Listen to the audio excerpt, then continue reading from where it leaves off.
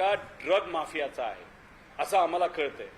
आता त्याच्यामध्ये जो ते बावनकुळे साहेब आहेत ते जबाबदार आहेत का असं मी म्हणणार नाही। बरेच लोक आमच्याबरोबर येतात, फुलाचा गुच्छ घेऊन येतात, आमच्याबरोबर गुच्छ घेतात आणि तो फोटो काढतात। आता हा जो अमित आहे त्याच्याबरोबर मी कधी फोटो काढला असेल? युवा संघर्ष यात्रेमध्ये मध्ये आधी तो तिथं आला असेल तेव्हा त्यांनी काढला होता।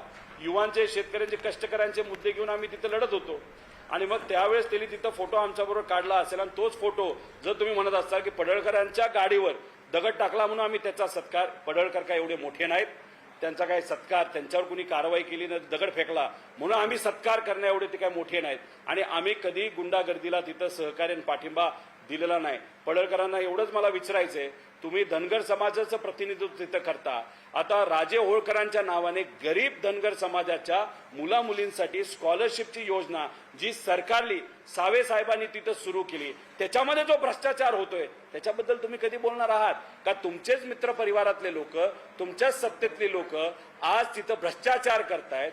100 धनगर समाजाच्या मुला मुलींचं नाव दाखवलं जातं, 20च मुलं मुली तिथं असतात, 80च्या नावावर तिथं पैसे खाल्ले जातात आणि 1000 कोटी जे धनगर समाजाला विविध योजनेच्या मदतीने तिथे दिले जाणार होते, कारण का सरकार तर आरक्षण धनगर समाजाला देऊ शकत नाही। तुम्हीच घसा कोरडा होस्तर त्या ठिकाणी बोलला होता, ते 1000 कोटी रुपये गेले कुठं, खरंच दिले का नाही हे कुठेतरी तिथं बोलण्याची जरूरत आहे। त्यामुळे तुम्ही ज्यांचं प्रतिनिधित्व करता त्यांनाच न्याय त्या ठिकाणी देऊ शकत नाही। जेव्हा तुम्ही विरोधात असता तेव्हा धनगर आरक्षणासाठी संघर्ष करता, जेव्हा तुम्ही सत्तेत असता तेव्हा गपचूप त्या ठिकाणी तुम्ही बसता। त्यामुळे कुठेतरी तुमची खोकली भूमिका आहे।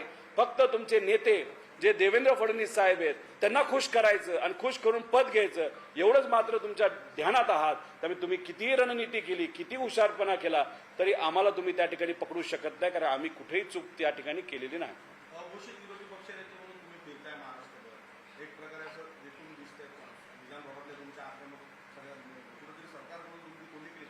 बघा, आम्ही विरोधातले आमदार आहोत। जर या महाराष्ट्रामध्ये कुठेही अन्याय होत असेल तर त्या अन्यायाच्या विरोधात त्या सामान्य लोकांची भूमिका या सरकारच्या विरोधात तिथं आम्ही मांडत असतो, आजपर्यंत मांडत आलेलो आहे।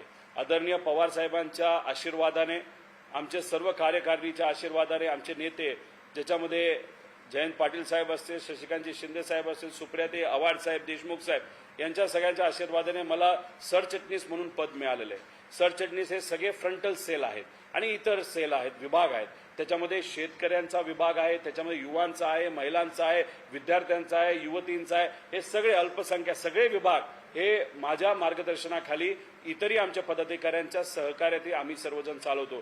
त्यामुळे या विभागाच्या अंतर्गत जिथं कुठं अन्याय होतो, गरिबावर अन्याय होतो तिथं आम्ही आवाज उठवतो। आज बरेच आमदार बोलतात पण आम्ही आक्रमक पद्धतीने तिथं बोलत असेल। आमची तर मागणी आहे की आमचे जे कोणी सहकारी आहेत, भास्कर जाधव साहेब, त्यांना विरोधी पक्षपद तिथं मिळावं, पण सरकार तिथं देत नाही। त्यामुळे आज आम्ही सर्वजणच विरोधी पक्ष नेता असल्यासारख्या लोकांची बाजू ही सरकारच्या विरोधात त्या ठिकाणी मांडत आहोत। त्यात चूक काय?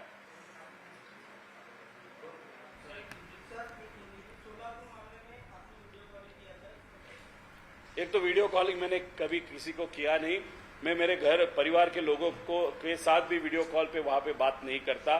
कल किसी का भी मुझे फोन वहां पे नहीं आया था। और ये जो प्रकरण है हंडे को वहां पे मारहान की गई थी।